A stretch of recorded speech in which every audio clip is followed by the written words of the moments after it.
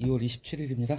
오늘 저기 지금 의료 대란 일어났죠. 그 관련된 글 칼럼 먼저 앞에 두 개 보고 나서 이강인 글 보고요. 그리고 마지막에 동아일보 물고기 코이 얘기 순서로 진행을 할게요. 오늘 4개라서 좀 부담이 되실 수도 있는데 오늘 글 다 좋습니다.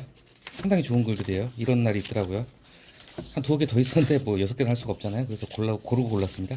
그리고 참고로 제가 먼저 공지를 해드릴게요. 내일 오후부터 모레까지 좀 휴가를 좀 쓰려고 하거든요.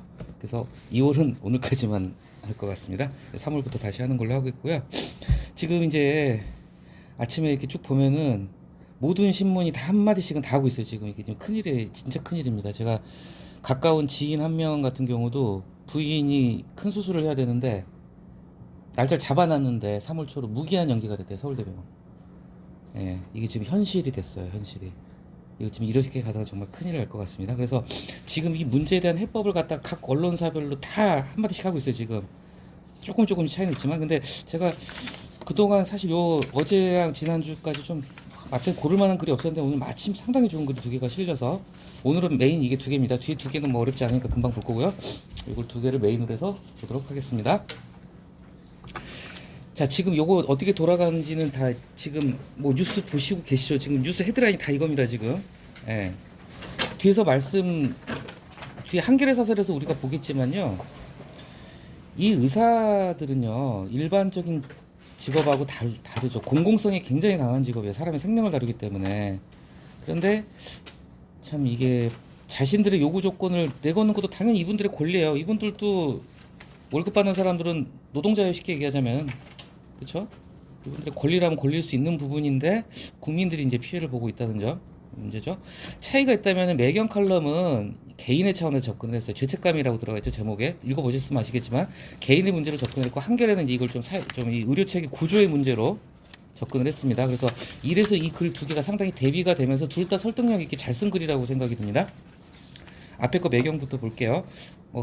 이게 어떻게 보면 클리셰예요, 클리셰. 흔한 상투적인 접근 방법입니다. 항상 어떤 걸 비판을 할 때 제가 말씀드리잖아요. 어떤 법 조항, 사실 법이나 마찬가지입니다. 그 집단 안에서는 의사 윤리 지침, 우리 의원 행동 강령이 있듯이 그렇게요. 사실상 법적인 구속력은 없어도 의사들의 어떤 그쵸 윤리 지침, 선언서, 얼마 전에 우리 히포크라테스 선서 봤듯이요.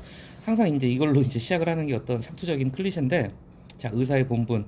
의사는 고귀한 사람의 생명과 건강을 보존하고, 자, 여기서 이것도 지나칠 법한데 한번 보겠습니다. 사람의 생명과 건강을 보존하고 증진이죠. 생명은 보존에 붙고요, 건강은 증진에 붙는 거예요. 그렇죠?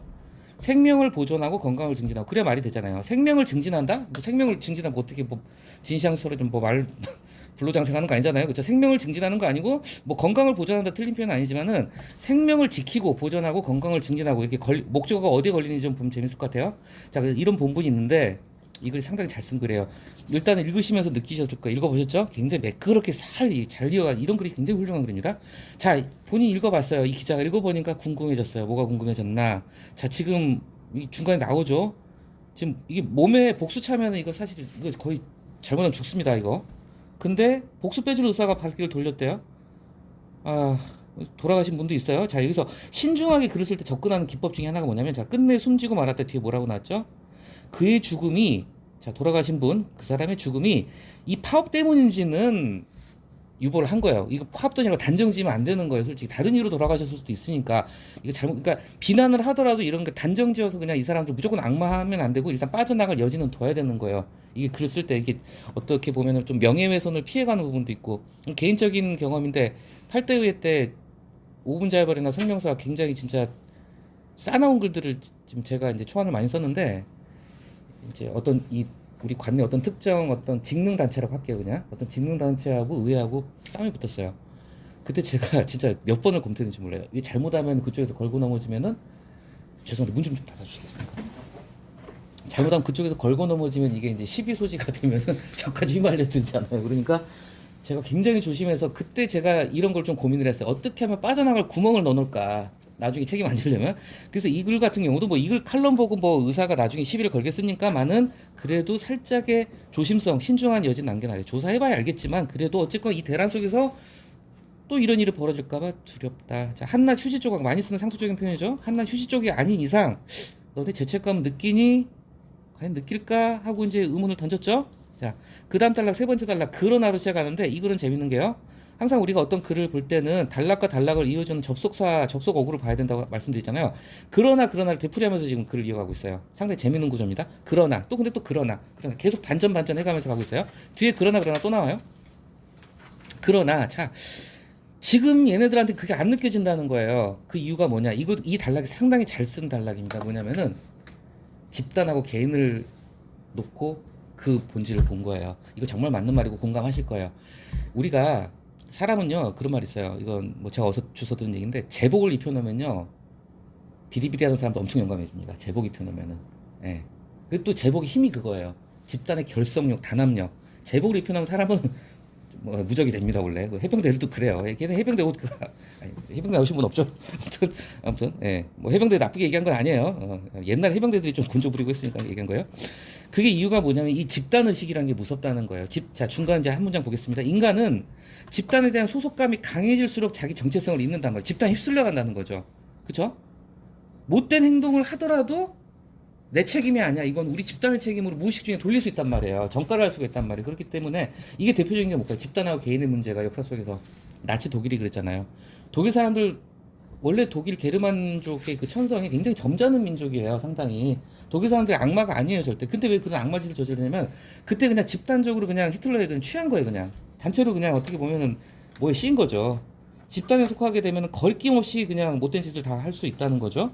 그러면서 그 다음 달라 지금 전공의 제가 전공의 말씀드렸죠. 뒤에 이제 전공의가 뭔지 자세히 설명됐지만 의사 중에서 최하 계층입니다. 얘네가 의대 졸업하고 남은 전공이에요. 인턴하고 레지던트.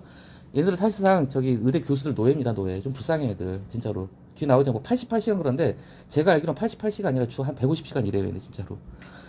그들은 잘못된 정책에 맞서 싸우는 이 동료라는 집단 정체성을 형성을 한 거예요.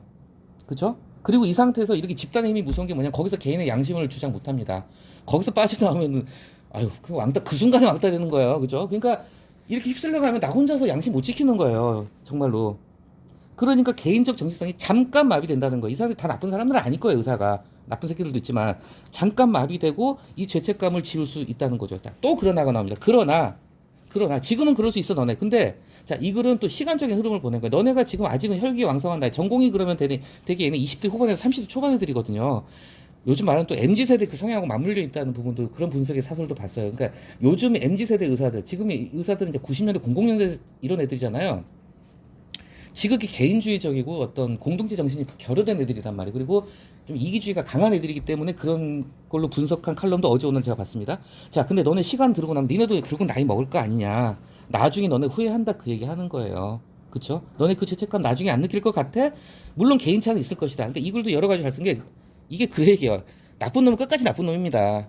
끝까지 나쁜 놈이 있을 거예요. 어떻게 의사가 다 착한 사람이 되겠습니까? 나쁜 새끼들도 있죠. 그렇지만 어쨌건 아닌 놈도 있겠지만은 나중에 그 죄책감을 괴로워한 사람도 나올 거란 얘기죠. 또 그러나가 나옵니다. 그러나면 자연스럽게 이어가는 거예요. 자, 보통의 상식과 보통의 양심을 가진 그런 소명의식이 있는 의사라면 나중에라도 지금 당장은 아니지만 그 죄책감이라는 칼날에 양심이 베일 거예요. 좋은 표현이죠. 죄책감이라는 칼날에 양심이 베일 것만 같아. 나중에 그 기억이 두고두고 자신을 괴롭힐 수 있다는 거예요. 그렇죠? 그 다음 단락 성숙한 사람일수록 오히려 내면의 지옥을 안고 산다. 제가 잠깐 말씀드릴게요. 그 정신과 의사들이 한 유명한 말이 있는데 정신과에 온 사람들이 이렇게 상담을 받아보면 주로 상처받은 사람들이 온다는 거예요. 나쁜 놈한테 상처받은 사람들. 그래서 이 의사들이 하는 얘기가 정작 정신과에 와야 될 사람들은 이 상처받은 사람들이 아니라 이 사람들을 괴롭힌 놈들이라는 거예요. 근데 정작 괴롭힌 악당들은 안 온다는 거죠. 정신과. 걔들 멘탈 강하니까. 정작 멘탈 여리고 착한 사람들이 다른 사람으로부터 상처를 받아가지고 정신과에 상담을 온다는 거예요. 와야 될 놈들은 안 오고 피해자들만 온다는 그런 얘기를 했어요. 그래서 그 비슷한 맥락입니다. 성숙한 사람일수록 오히려 내면에 그 양심의 지옥이라는 거죠. 그 지옥이 나쁜 지옥이 아니라 스스로에 대해서 엄격하기 때문에 말이죠. 그래서 파업한 전공이 아직은 니네 20대 30대지만 너네 세월이 흐르고 나면은 나중에 그게 지옥 같은 기억이 될 수도 있다. 그렇기 때문에 그런 의사의 죄책감이라는 부분에 호소를 한 글인데 상당히 참 설득 있게 잘 썼고 여기서 우리가 좀 한 가지 배워볼 점은 어떤 집단하고 개인이라는 부분에 대해서 좀 다들 공감하셨던 부분인데 아마 이 글 보시면서 아 그렇구나 하고 아마 고개 끄덕이셨을 것 같아요. 이 마지막 단락 이것만 보겠습니다. 좋은 표현이죠. 두 번째 문장 자기 영혼에 차가운 금속 철갑을 둘러야 가능하다. 진짜 그야말로 이건 멘탈이 강한 게 아니라 쓰레기죠. 쓰레기 같은 놈들은 진짜 차가운 금속 철갑을 둘러야지 영혼에. 그렇죠. 그런 놈들은 애초에 의사 하면 안 된 놈들이고 또 그죠. 의사들도 나쁜 놈 되게 많잖아요. 그래서 매경 칼럼은 그런 맥락이었고요. 두 번째는 완전히 다른 각도에 접근을 합니다. 제가 보기에는 가장 이게 설득력 있는 어떤 해결책이랄까 솔루션 중에 하나인 것 같아요.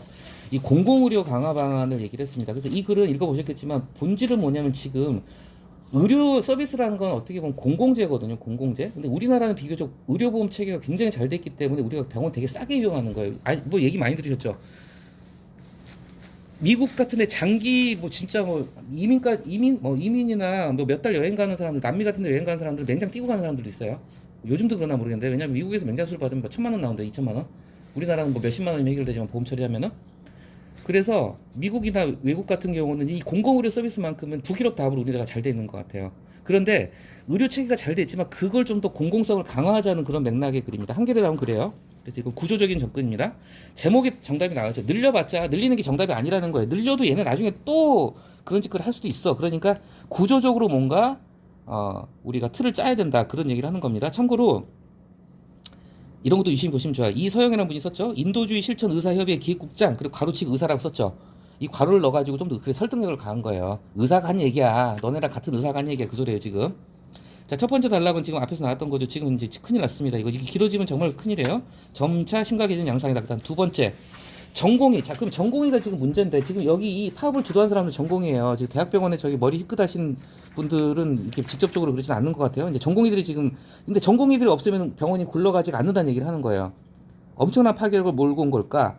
말 그대로 아까 설명드렸죠. 2030에 얘네가 지금 의대 졸업하고 6년 졸업하고 예과 본과 졸업하고 이제 시험 붙은 다음에 이제 인턴하고 레지던트 솔직히 병원 안에서는 최하 계층 계급입니다. 인간 취급도 못 받고 정말 살인적인 뭐 이 의학 드라마 같은 데 보면 나오잖아요. 얘네 집에 안 가잖아요. 그렇죠? 그 라쿠라쿠 침대 놓고 거기서 자고 컵라면 먹고 그러죠. 예. 뭐 80시간 넘게 80시간 더 될 걸요. 제가 보기에 하루에 3시간 자면서 일하기로 한다는데. 자, 이 전공의들이 빠지니까 문제가 이렇게 생긴 이유가 뭐냐면 이게 가장 큰 영향력을 행사할 수 있는 이유 이게 무슨 뜻이냐면 전공의들이 빠지니까 지금 당장 응급실 대란이 일어나고 사람이 죽고 이런 사태가 벌어진 이유가 뭐냐면 이 사람들이 병원의 핵심 인력이라는 거죠. 젊음을 갈아 넣는 가혹한 노동. 한편으로 보면 이 사람도 불쌍하긴 해요. 그리고 본전 생각도 나겠죠. 물론 의대 가려면 또 얼마나 공부를 했고 얼마나 과외를 받았겠습니까? 부모 고생 얼마나 시켰겠어요. 남들 하고 싶은 거 다 할 때 그 공부해가지고 의대 갔단 말이에요. 의대 갔는데 끝이 아니에요. 그게 시작이죠. 6년간 개고생해서 공부를 해요. 예, 의대생들 공부를 하면 살인적이라고 합니다. 그러면 솔직히 조금 이해는 돼요. 본전 생각나죠. 나는 이 고생했기 때문에 나 연봉 받을 자격이 있어 이렇게 생각하겠지 당연히. 어쨌건 젊음을 갈아넣는 가혹한 노동.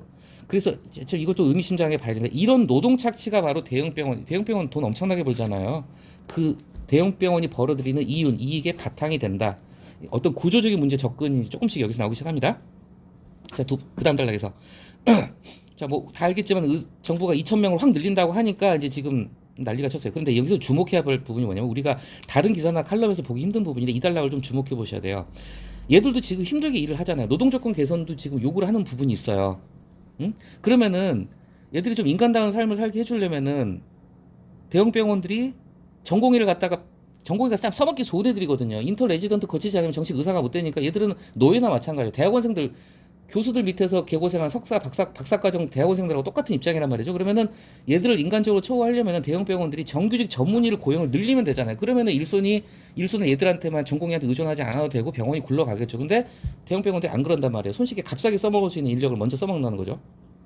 그리고 뭐 이렇게 좀 이렇게 의료 인력을 의료 취약 지역 의사를 확충해야 된다. 그런데 왜 전공의들은 스스로를 배반하는 자기 모순적인 요구를 내거는 것일까? 이제 뒤에서 나오겠지만은 이게 뭐냐면은 의사 안에도 계급 있잖아요. 이제 좀 전공의 과정을 거치고 나서 이제 의사 중에 짬밥된 의사들하고 전공의들하고 주종 관계고 얘네 입장이 다르단 말이에요. 그런데 지금 이 증언하는 부분에 있어서는 그냥 이해관계가 찰떡같이 붙어 있다. 그 얘기 이제 좀 이제 나옵니다. 수련을 마치고 전문의를 취득한 의사들은 자, 여기서 봉직이란 말 상당히 우리가 유심히 봐야 돼요. 우리가 봉직이라고 하는 말이 뭐냐면 개업이 반대말이 봉직이라는 말은요. 봉자가 받들 봉자예요. 우리가 떡볶이장에서 비하는 거 아닙니다. 뭐 분식점에서 돈을 번다. 뭐 스타트업을 차려가지고 떼돈을 번다. 뭐 구글, 애플 차려가 떼돈 번다. 이거 봉직이라는 표현 절대 안 써요. 얘들은 그냥 돈 보고 하는 거예요. 근데 봉직이라는 말은 받들 봉자 말 그대로 사회적인 사명감, 어떤 국가에 대한 충성, 사회에 대한 소명감, 소명의식, 공동체에 대한 희생정신 이런 걸로 일하는 사람을 봉직이라고 합니다. 그래서 대표적인 게 군인. 뭐 공무원도 들어가 있고요. 대표적인 게 군인이나 뭐 교사나 의사도 봉직을 쓰는 직업 중에 하나예요. 그만큼 고도의 공공성이 그냥 돈만 많이 벌면 장땡인 직업이 아니라는 거예요. 이 봉직이란 말이. 이 봉직이란 말이 그거예요. 국어사전 찾아보면 나라나 사회를 위해서 희생 정신을 가지고 어떤 사명감을 가지고 일하는 거. 이걸 봉직이라는 거죠. 봉직이란 말 굉장히 영광스러운 말입니다. 아무데나 붙이는 거 아니에요. 그리고 나중에 개헌이가 되겠죠? 얘들 정말 월급 뭐 돈 많이 버는 건 다들 아시고요. 세계 최고 수준이다. 자, 지금 이제 이 급여 부분, 비급여 부분 얘기도 다른 칼럼에서 많이 들었는데 이 비급여는 뭔지 아실 거예요. 그러니까 보험 안 되는 겁니다. 쉽게 해서 보험 처리 안 되는 거, 실손으로 해결되는 거죠. 예? 이게 결국은 비급여 시장에 이제 의사소득을 끌어올린 결과다. 그렇죠? 이 문장 하나하나가 좋습니다. 지금 전공의대 의대 정원 백지화 요구는 나중에 자기들이 이제 고생 끝났어. 그리고 이제 전문의 자격 취득했어. 그러면은 노동 가치를 희소하게 하게 자기들 가치를 높이는 거예요. 그리고 경쟁자를 줄이기 위한 노동 가치를 희소하게 하기 위한 이건 뭘까요? 봉직이에요, 봉직. 그러니까 개업을 안 하고 계속 이제 대형 병원이나 이런 데서 이제 월급 받는 의사들 같은 경우는 경쟁자가 적어야 자기 월급이 경쟁자가 많아지면 당연히 월급이 떨어지니까 그래서 노동 가치를 희소하게 좀 더 값지게 만들게 하기 위한 이거는 이제 봉직이 얘기고요. 뒤에 개업이는 뭐죠? 의료인들이 많이 생기면 그만큼 뭐 자기 밖으로 줄어드는 거니까 그죠? 경쟁자를 줄이기 위한 요구다. 그래서 여기 앞에 설명드린 게 이거예요. 당장은 처지가 달라요. 입장이 달라요. 전공의가 갑이고 전공의는 을이고 개원이는 어떻게 보면 갑의 입장이죠. 어쨌건 전공의 개원이는 각각 일하는데 전공의는 대학병원에서 일하고 개원이는 이미 전공의 과정 마치고 나서 이제 병원 차린 사람들이잖아요. 입장은 분명히 좀 달라요. 근데 한 목소리를 증언해 반대하는 기이한 현상 뒤에는 핵심은 뭐죠? 우리 의료 체계가 바로 시장 논리로 가고 있다는 거죠. 이게 지금 돈 버는 어떤 그런 판이 돼버렸다는 거. 돈의 논리로 가고 있다. 공공성이 점점 줄어들고. 재밌는 게 이 글은 의사 개개인에 대한 도덕적 판단을 이야기하는 것이 아니다. 의사 개개인에 대한 도덕적 판단을 얘기한 거 우리가 좀 전에 본 매경 칼럼이었죠. 자, 앞에 글과는 다른 겁니다. 근데 어쩌다가 이 의료 영역이 이윤 극대화라는 이게 참 그러니까 모순이란 모순인 게 우리나라처럼 의료보험 제도가 상당히 잘 돼 있고 우리 진짜 병원 싸게 이용하는 거거든요. 예? 그런데 또 한편으로는 이 공공성이 부족하기 때문에 이 지역에는 시골에는 병원이 없고 몇 억을 준다고 해도 보건소에 의사가 안 오고 이런 일이 벌어진다는 거죠. 소아과 의사는 죽어도 안 가려고 그러고. 제가 어젠가 또 봤는데 소아과 의사들이 그러니까 다른 과 의사들이 3억 벌 때 소아과 의사들이 1억을 번답니다. 그러니까 소아과 안 가려고 그러는 거예요. 왜냐하면 소아과는 비급여가 별로 없으니까 돈이 안 되거든요. 자, 그럼 어떻게 극복할 것인가? 여기서 참 정말 슬픈 표현입니다. 서울 도심 한복판에 의사 병원이 얼마나 넘쳐나니까 건물 하나마다 병원이 막 5개여서 우리 여기 신시가지만 가봐도 제가 몇 개 세보니까 저기 지행동에 큰 건물에는 병원이 한 10개 있더만요. 약국 3개 있고. 그런데도 그런 도심 한복판에서 응급 환자를 못 살리는 비극이 그렇죠. 시장 만능주의 이 의료의 모순 그렇죠. 그리고 의사들이 다 비필수 비급의 부분 의사들이 다 성형 미용 이런 쪽으로 가는 이유가 뭐냐 그쪽이 돈이 되니까 소아과 안 가는 거죠. 시장 경쟁이라는 게임 속의 개별 플레이들에 맡겨져서 여기서도 이 게임이라는 표현을 쓴 것도요. 아마 뒤에 그 뒤에서 올게요. 그래서 지금 이게 시장 실패라고 보는 거예요, 사실상. 그래서 공공성을 확대하는 게 반드시 필요하다. 그래서 공공 의료기관을 확충하고 공공 의사 인력을 양성해야 된다. 지역의 의료 인력도 우리가 이제 그만큼 보상을 해주면서 지역의 의사들이 머물게 하고. 근데 지금 이제 뭐 정치적인 얘기는 제가 아끼겠습니다. 근데 지금 윤석열 정권은 어떻게 하고 있냐 이제 한결에 그래요. 지금 이제 선거를 앞두고 어떻게 보면 국민의 인기를 얻기 위한 거 아니냐 이렇게 보는 시선이 있어요. 민주당에서는 그렇게 의심을 하고 있습니다. 지금 의사를 갖다 악마에서 때려잡으면서 그러면은 이제 국민들은 정부를 지지하기가 쉽겠죠. 2,000명 늘린다는 것도 얼마나 좋아요. 학부모들은 또 얼마나 좋아하겠습니까. 자기 자식 공부 조금 하면은 2,000명 늘린다면 학부모들은 아마 이번 청 저기 찍지 않을까요?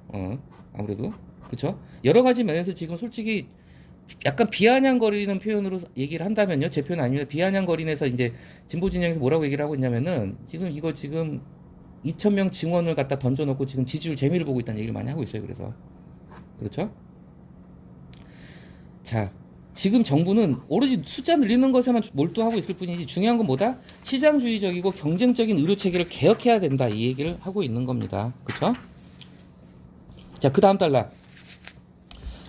자, 여기서 이 단락도 중요한 게 뭐냐면은 우리가 뭔가 행동을 하거나 뭔가 액션을 할 때 두 가지를 다 갖춰야 돼요. 목적이 정당해야 되고 수단이 적합해야 됩니다. 둘 가지 중에 한 가지를 못 갖추면 안 돼요. 목적이 아무리 정당해도 수단이 갖다가 지나간 사람 두들겨 패는 거다. 폭동을 일으킨다. 이거 안 되죠. 목적이 정당하지 않으면 애초에 안 되고요. 목적하고 수단 모두가 다 맞춰야 되는데 너네들 팝은 지금 목적도 정당하지 못하고 파업 행태라는 그 수단도 적절하지 못하다. 두 가지 점을 비판을 하고 있는 거예요. 목적도 정당해야 되고 수단도 적합해야 되는데 목적도 아니올시다, 수단도 아니올시다, 그런 비판을 하고 있다는 거죠. 그리고 정부도 잘하고 있는 건 아니다. 이걸 또 구조적인 체계 문제로 접근을 해야지, 무조건 늘린다고 하면은 당연히 의사들도 반발할 테고 이 난리가 일어난 거 아니냐, 이런 얘기를 하는 겁니다. 그래서 자, 의사면의 시장 가치를 높이려는 개원이, 그리고 지망생들의 몽니, 이 몽니라는 게요, 사실상 국어 사전에는 있는데 거의 우리가 안 쓰는 죽은 단어예요, 사실은. 근데 이 몽니란 말을 갖다가 죽어 있던 단어를 꺼낸 분이 있어요. 누구게요? 김종필 씨예요. 김종필. 삼김 중에 한 분, 김종필. 김종필 간단히 설명드릴게요. 이건 좀 상식으로 아셔야 돼요, 젊은 분들도. DJ 김대중 씨가 대통령이 어떻게 될 수 있었냐면요, 김종필 없었으면 대통령 못 됐어요. 표가 안 나와. 아무리 해도 주로 호남표인데. 근데 충청권이 역대 선거에서 항상 캐스팅 보트 역할을 해요. 충청권이 지지하는 쪽이 돼요, 무조건. 거의 그 공식으로 맞아요. 그래서 정반대 정치 성향, 김종필 씨는 완전 극우 보수예요. 김대중 씨는 좀 진보 쪽이고, 김대중, 김종필이 손을 잡아요. 96년도죠. 손을 잡고 DJP 연합이란 걸 합니다. 그래서 충청도 표가 전부 다 옵니다, 그걸로. JP가, 김종필 씨가 충청권의 맹주였거든요. 자기 정당도 있었고. 근데 DJP 연합이 가능했던 게 뭐냐면은, 김종필이 욕을 했어요, 김대중한테. 좋다, 너 대통령 시켜줄게. 대신에 너 대통령 되고 나면 내각제 하자 그랬어요. 내각제가 김종필, 결국 그 꿈 못 이루고 돌아가셨는데, 김종필 씨의 평생의 그 어떤 정치적인 목표였어요. 대한민국 의원 내각제를 해야 된다. 근데 DJ도 이런 거 보면 좀 나빠요. DJ가 결국은 철저하게 씹었죠, 나중에. 쌩 깠죠. 결국 그래가지고 김대중 대통령 때 초대 총리가 김종필이었어요. 초대 총리라고. 김종필이 내각제를 요구했던 이유가 뭘까요? 쉽게 얘기하면 거예요. 내각제는 대통령이 실권을 갖는 게 아니라 총리가 실권을 갖잖아요. 그러니까 일단 김대중 너 대통령 만들어줄 테니까 바로 내각제 해줘. 그러면 그 다음은 바로 내가 총리해서 실세해 먹을까, 이런 생각이었지. 근데 일단 김대중이 대통령 자리 잡았는데 안 그런 거예요. 그냥 무시한 거예요. 그때 이 김종필 씨가 유명한 말을 했어요. 내각제, 너네 김대중 너 쪽 내각제 안 하면 나 목리 부린다, 이런 얘기를 했어요. 이때 전 언론이 이제 찾아본 거예요. 목리란 말을 안 써. 이게 목리가 뭔 말이야? 우리말로 얘기하면은 그냥 꼬장 꼬라지예요. 꼬라지 부릴 거다. 이거 목리란 말 찾아보면은 이제 꼬장 꼬라지는 제 말이고, 심술 부린다. 뭐 하여튼 발목 잡게 하겠다. 심술 부리겠다. 우리말로는 이제 꼬장 피겠다. 꼬라지 부리겠다, 이거예요. 그래서 이거는 그냥 상식으로 알아두시면 좋습니다. 이 목리란 말은 거의 아무도 모르는 단어였어요. 그리고 한 가지만 더 말씀드릴게요. 이것도 좀 길어지지 않게 조심하겠습니다. 이 김종필, 우리가 자의반 타의반이란 말 아시죠? 자의반 타의반. 그러니까 내가 하고 싶어서 하는 것도 아니고 떼 밀려서 하는 것도 아니고 중간이라는 얘기죠. 이 자의반 타의반이라는 말을 처음 만든 사람이 또 김종필 씨예요. 김종필 씨가 박정희 대통령 김종필하고 그 친척 관계예요. 정확히 어떤 관계다, 그 하여튼 뭐 사돈의 팔촌 그 안에 있는데, 박정희가 정권을 잡고 나니까 가장 강력한 정적이 이제 김종필인 거예요. 그러다 보니까 김종필 씨가 박정희가 이제 대통령 되고 나서 정확하지 않다 한 몇 년간 미국으로 외유를 떠납니다. 그러니까 나가 있는 거죠, 이제 눈에 안 보이게. 예. 보통 그 정치 탄압을 피하기 위해서. 김대중도 김영삼 대통령 되고 나서 영국으로 튀어버렸어요. 왜? 도망간 거였어요. 김영삼 정치 보고 갈까 봐서. 그때 비행기를 타면서 아마 김종필 씨가 그런 얘기를 했어요. 뭐 이제 기자들이 물어봤겠죠, 마이크 대고 왜 가냐고. 그러니까 자의반 타의반 이란 말을 했는데, 그게 제가 알기로는 김종필 씨가 처음으로 쓴 말이에요. 자의반 타의반. 아무튼 이분도 굉장히 똑똑하고 유능한 분이었습니다. 아무튼 생각난 김에 얘기했어요. 그래서 뭐 이제 결론은 마지막으로 했던 얘기죠. 재밌는 게 뭐냐면, 우리가 게임이라는 표현을 바로 앞에 썼죠. 제가 항상 어떤 단어나 이런 거는 미끼 역할을 해야 돼요. 나중에 그 글에 어딘간 다시 등장을 해가지고 어떤 역할을 한다는 거죠. 게임이라는 표현을 썼어요. 게임 앞에서 게임 아까 말씀드렸죠. 자, 이 게임에서는 승자가 누구고 패자가 누구예요? 승자는 모르겠어요. 뭐 정부가 승자가 될지 의사들이 승자가 될지는 두고 봐야 되는데, 패자는 정해져 있어요. 누구? 일반 국민이죠. 환자. 이 게임에서 결국은 언제나 패배자는 누구다? 환자만이 아니라 일반 국민이죠. 국민은 누구나 환자가 될 수 있으니까, 오늘 밤이라도. 그죠? 그래서 결국 이 구조적인 개혁의 문제를 접근하지 않는다면 평범한 시민들의 삶이라고 표현을 썼는데, 이건 좀 더 세게 쓰면 생명이에요. 평범한 시민들의 생명은 정부와 의사들 싸움에서 항구적으로 저당 잡히게 된다. 담보가 돼버린다. 인질이 된다. 이거 쉽게 인질이 된다, 이거죠. 그렇죠. 자, 한 가지만 더 볼게요. 좀 빨리 하겠습니다. 사다리 걷어차기 무슨 뜻일까요? 사다리 걷어차기. 자, 나는 올라갔어, 넌 올라오지 마 하고 걷어차는 게 사다리 걷어차기예요. 진짜 얌체짓 하는 거죠. 사다리 걷어차기. 이거는 나중에 한번 찾아보시면 좋을 것 같아요. 사다리 걷어차기를 많이 쓰는 표현은 아닌데, 그야말로 그냥 나만 살고 보자요. 나만 살고 너는 죽어, 이거예요. 나만 올라가고 나서 사다리 걷어차는 거 진짜 나쁜 놈들이죠. 이걸 갖다 사자성어로 하면은, 저도 오늘 처음 들어봤습니다. 저도 처음 본 말이에요. 과하탁교예요. 과하탁교가 뭐냐면은, 강을 건너고 나서 다리를 부셔버린다는 거예요. 똑같은 거죠. 사다리 걷기 시작이 똑같아요. 과하 탁교 강 건너고 나서 다리 부수기 나만 살고 보자 이 얘기죠. 그래서 이 지금 의료 대랑 관련된 칼럼이 지금 뭐 하루에도 거의 10개 가까이 되는 거예요. 모든 언론사 합치면. 근데 이거 오늘 딱 좋게도 하나는 개인적인 차원에서 하나는 구조적인 차원에서 접근한 글 다 좋은 글이어가지고 골라봤고요. 뒤에 두 글은 좀 빨리 볼게요. 뭐 다 쉽게 읽어보셨으니까. 이강인 참 재밌는 게 이강인 그 탁구 사태가 우리 사회에 어떤 좀 묵직한 화두를 던졌어요. 이거 이강인하고 손흥민 관련된 뭐 사설이나 칼럼 상당히 많았는데 뭐냐면 이게 이제 이강인이 그림 나오지만 대표적으로 이제 뭐 볼은 잘 차요. 볼은 잘 차죠. 근데 대표적인 예, MZ세대죠. M세대도 아니고 Z세대.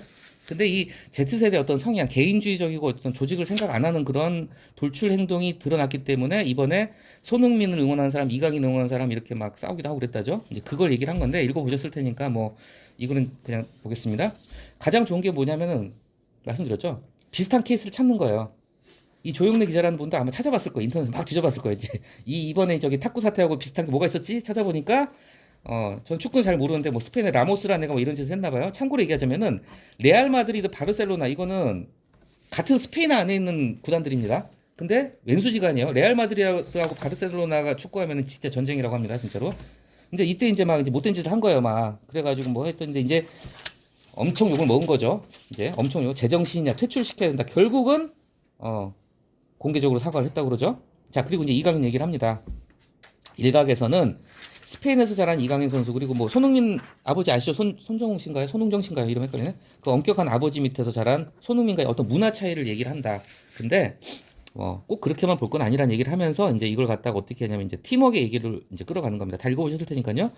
축구가 종교인 유럽 이건 맞는 말입니다. 뭐 저는 그렇게 축구를 좋아하진 않는데 유럽에서는 축구가 종교예요, 종교. 예, 종교. 저기로 남미로 가면요 종교가 아니라 전쟁입니다. 거기는 축구 때문에 전쟁도 났고 그 옛날에 무슨 월드컵 때인가요? 세계 무슨 선수가 남미 어디 나라 선수가 자살골을 먹었나 하여튼 뭐 골을 자살골 넣나 그래가지고 총 맞아 죽었어요. 예. 유럽에선 종교고 저기 남미로 가면 전쟁입니다.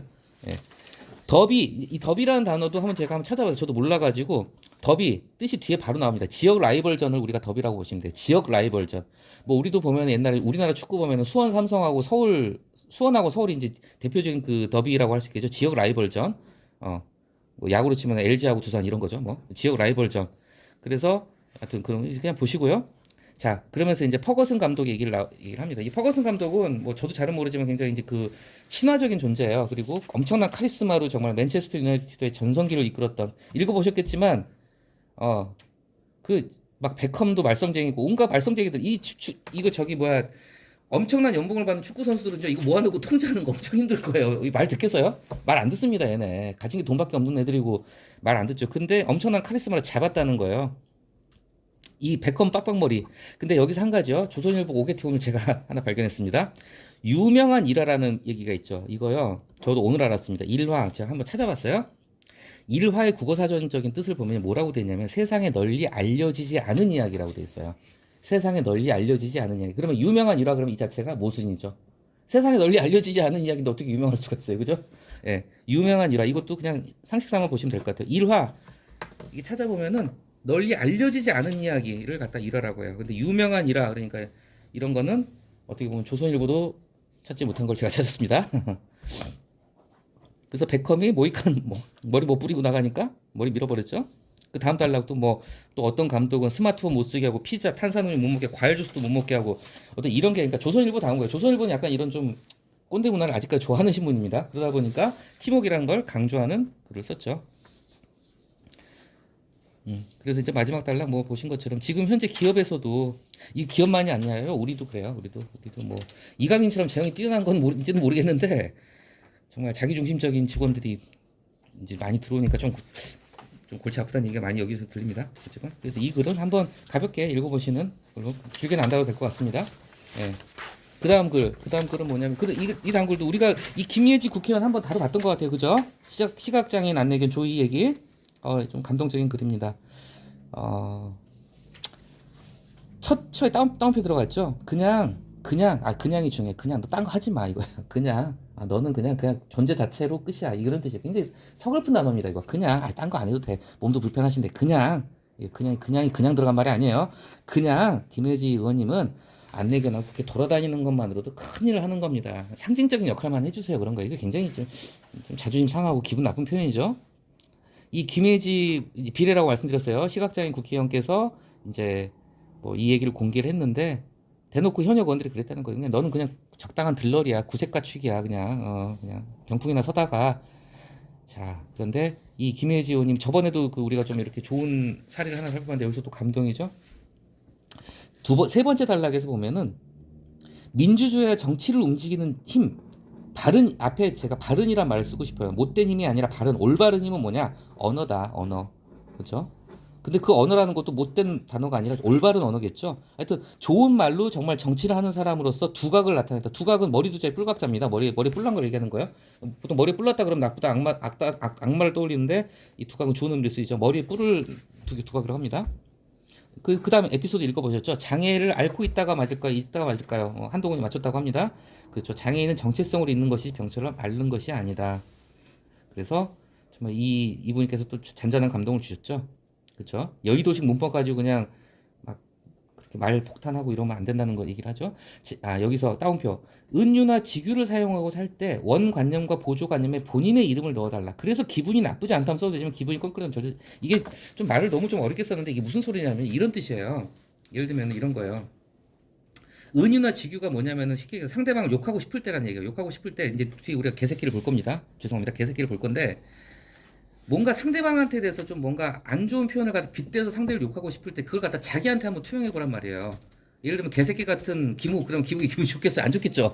에? 그렇게 해가지고 내가 기분 나쁘면 쓰지 말라 이거예요. 상대가 내가 들었을 때 기분 나쁠 말이면 하지 말라. 이게 바로 점잖은 어떤 언어 생활을 하자는 그런 얘기잖아요. 그쵸? 그래서 김원 이거 처음 봤습니다. 물고기 코이의 얘기. 좀 감동적인 얘기죠. 어항에 있는 물고기하고 강에 있는 물고기 사회적 제약이 사라지고 기립박수를 받았다. 그 다음 말이 또 압권이죠. 자, 국회 임기 4년 동안 기립박수 우리 몇 번 못 보죠. 세금 낭비다 이런 얘기까지 하고 있어요. 국회의원 연봉 또 올려서 1억 6천만 엄청나죠. 막대한 제작비를 투입한 국회에서 매일 막말 활극만 중계된다면 이것도 뭐냐면 그냥 보아 넘길 수가 있는데요. 이것도 어떤 글을 쓰는 어떤 테크닉이에요. 막대한 제작비. 우리가 제작비 그럼 뭐가 생각나죠? 영화, 드라마잖아요. 그러니까 뒤에 중계하고 활극이란 말로 이어 받아주는 거예요. 그냥 붙인 게 아닙니다. 제작비 그럼 우리 흔히 떠올리는 게 드라마 제작비가 뭐 몇백억 들어가는 영화 제작 몇천억 들어가는 그러잖아요. 몇억 달러. 그래서 뒤에 활극 중계라고 같은 그 맥락으로 이렇게 단어를 이끌어 간다는 거죠. 자, 그러면서 뭐 우리 증오 정치는 여러 번 다뤘죠. GSGG 제가 이거 그냥 실명 거론할게요. 개 XX는 개새끼입니다. 개새끼 표현 이건 누구냐면 더불어민주당 김승원 의원입니다. 3년 전에 박병석 당시 국회 부의장인가?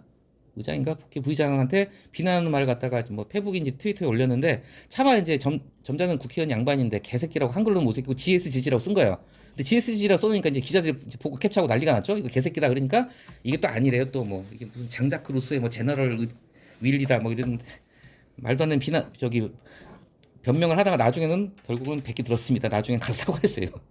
이 아저씨가. 근데 이번에 또 나온다고 그래요. 예. 이런 사람은 걸러야 됩니다. 예. 그래서 오늘은 여기까지 보도록 하겠습니다.